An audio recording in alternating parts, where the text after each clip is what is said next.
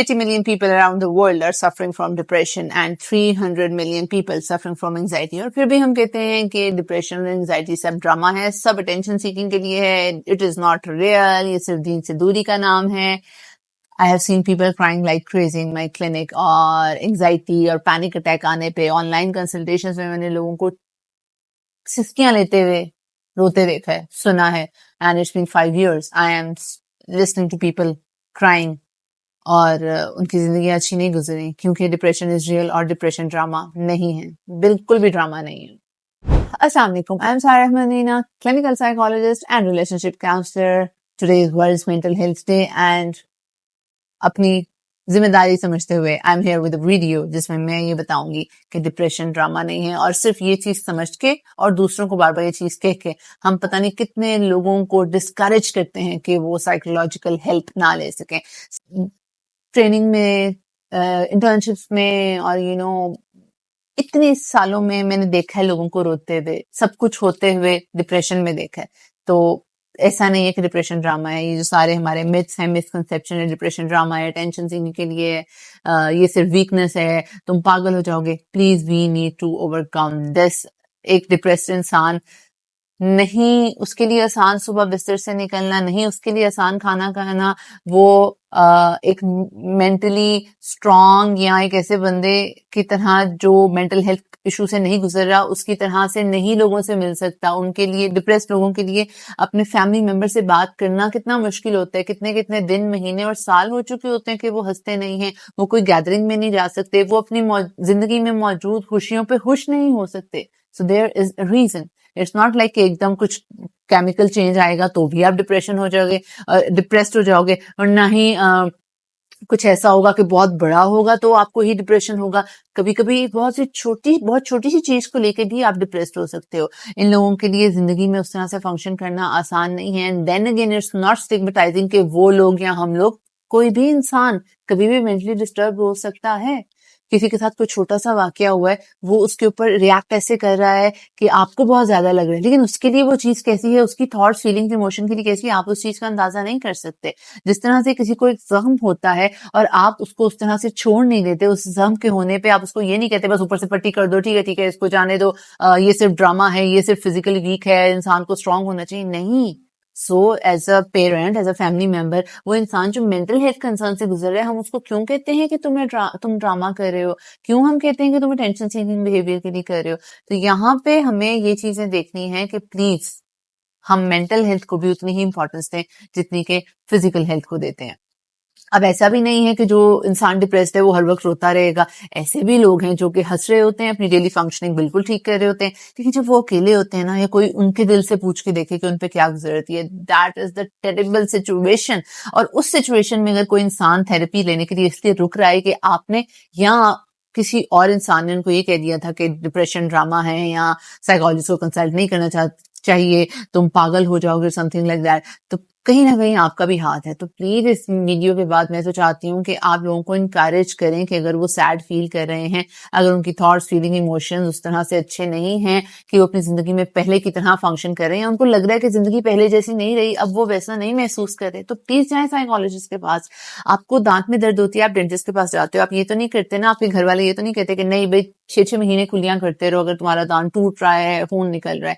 आप किसी की कोई अल्लाह ना करे कोई एक्सीडेंट होता है, हड्डी टूटती है, आप ये तो नहीं करते ना कि घर लाके खुद ही प्लास्टर कर लिया, या आप कहते हो नहीं नहीं स्ट्रांग बनो. तो मेंटल हेल्थ के लिए क्यों किसी के जाहिरी दिमाग के ऊपर, क्या सर पे कोई चोट लग जाए तो क्या हम उसको बैंडेज नहीं लगाते हैं ना. तो अगर हमारे ब्रेन के अंदर की कोई बात है, हमारी थॉट्स हैं, हमारे इंटरनल वाउंड्स हैं, उनको बताने के लिए क्या हमारी जुबान काफी नहीं है.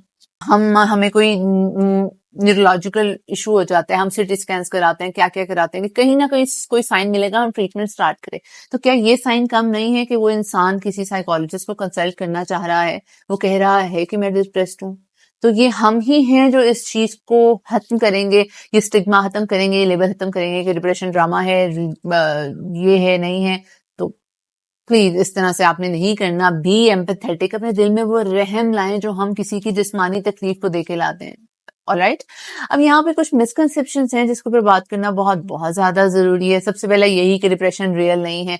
देखें, इट्स रियल। कभी कभी कोई बचपन का ट्रॉमा होता है, कभी करंट कोई इशू होता है, कभी कोई इंसान को चीज ट्रिगर कर जाती है, कभी वो इंसान दूसरों को कंपेयर करके नहीं अच्छा फील कर रहा होता।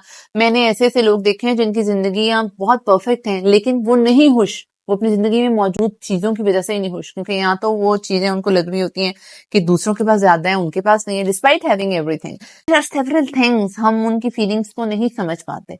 तो एक साइकोलॉजिस्ट ही समझेगा उसके सारे पास्ट ट्रॉमास, उसकी सारी केस हिस्ट्री को लेकर। तो यहाँ पे हमने उसका साइकोलॉजिस्ट, ऑब्वियसली आप उसको सपोर्ट करो, लेकिन आपने ही साइकोलॉजिस्ट नहीं बनना। चलो तुम मुझे बताओ, नहीं, वो जाएगा और साइकोलॉजिस्ट को बताएगा। किसी को कोई चोट लगी है, किसी के दांत का मसला है, आप उसको कभी ये तो नहीं कहोगे ना, आओ मैं तुम्हारा दांत निकालू, नहीं।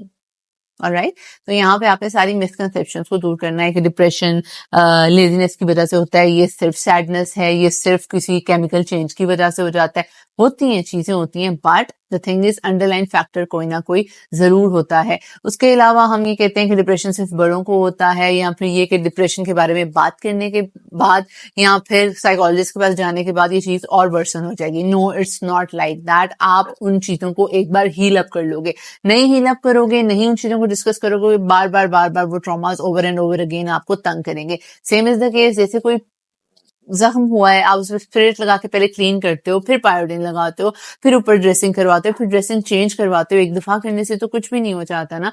तो यहाँ पे भी आपने यही करना है, मेंटल हेल्थ को लेके भी उतना ही कंसर्न होना है जितना फिजिकल हेल्थ को लेके होना है। मेरे पास जितना आप फिजिकल हेल्थ को लेके होते हो, मेरे पास बच्चे आते हैं पेरेंट्स से छुप के, वाइफ्स आती हैं हस्बैंड से छुप के, हस्बैंड आते हैं वाइफ से छुप के। क्यों भाई? मतलब इसमें क्या बुराई है? हम लोगों ने क्यों इस चीज को इतना बुरा बना दिया? उसके अलावा मैं प्रिस्क्रिप्शन पे लिख के दे रही होती हूँ देयर ऑफ द व्यू कि नहीं नहीं नहीं, ये हमें ना दें, या वो फाड़ के या फिर फोल्ड करके अपने बैग में डाल लेती हैं गर्ल्स या बॉयज, पे कहते हैं हमें दे ही ना। क्यों? क्योंकि घर में कोई देख लेगा और कहेगा कि तुम पागल हो गए हो या तुम पागल हो जाओगे। नहीं, प्लीज इन मिसकंसेप्शंस को दूर करें। अपार्ट फ्रॉम दैट, ये भी बहुत ज्यादा कहा जाता है कि डिप्रेशन हो रहा है तो चलो भाई एंटी डिप्रेशन ले लो। No, do not go for medication right away. आपको पहले उन चीजों को डील करना है कि ये सब आपके साथ हो क्यों रहा है। अपनी जबान की बिटरनेस को हमने थोड़ा सा कम करना है और इतना नेगेटिव नहीं बोलना मेंटल हेल्थ के बारे में, साइकोलॉजिस्ट को कंसल्ट करने के बारे में, क्योंकि आपके किसी भी नेगेटिव रवैये, नेगेटिव कमेंट और बिटर जो भी आप कहते हो, अगर कोई आपकी वजह से साइकोलॉजिस्ट को कंसल्ट करने के लिए रुक गया है, या ये रिपोर्ट ही नहीं कर रहा अपने इर्द गिर्द वाले लोगों को कि मेरी मेंटल हेल्थ अच्छी नहीं है, तो इसमें थोड़ा सा कसूर आपका भी तो है ना, सोचिएगा जरूर। So I really want, I wish, hope and pray कि इस वीडियो के पीछे जो मैसेज था वो आप लोगों को समझ आया हो। और इस वीडियो के बाद प्लीज, मेरा नहीं ख्याल कि किसी को चाहिए कि वो लोगों को डिस्करेज करे या किसी को ये कहे कि तुम ड्रामा कर रहे हो, तुम अटेंशन सीकिंग के लिए कर रहे हो, या ये सिर्फ सैडनेस है, या दवाई खा लो सब ठीक हो जाएगा। You are suffering from your mental health किसी भी तरह से, पास्ट कोई ट्रॉमा है, डिप्रेशन है, एंजाइटी है, पैनिक अटैक है, रिलेशनशिप्स में सफर कर रहे हो, feel free to contact on this WhatsApp number. आपकी अपॉइंटमेंट बुकिंग के लिए ये नंबर है। Apart from that I have my Instagram handles, आप लोग उसके ऊपर भी कॉन्टेक्ट कर सकते हो। Feel free to contact. और अगर मेंटल हेल्थ या थेरेपी लेने के बारे में आपका कोई भी सवाल है, you can ask in the comment section. Soon I will be coming up with my next video इंशाल्लाह। तब तक के लिए टेक केयर, अल्लाह हाफिज। और डिप्रेशन ड्रामा नहीं है, depression is so real as you and me और any other real thing. Take care, अल्लाह हाफिज।